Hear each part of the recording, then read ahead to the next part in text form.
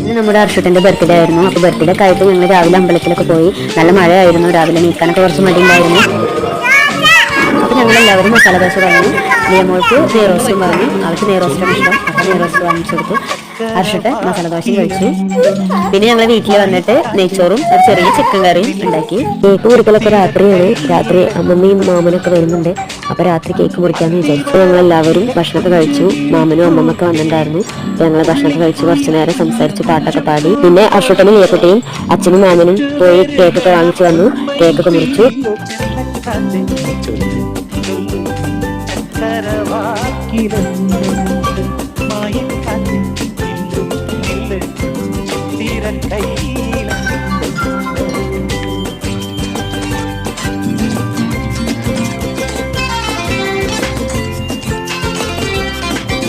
അപ്പോൾ ഇനി അടുത്ത പുതിയ വീഡിയോയിൽ കാണാം.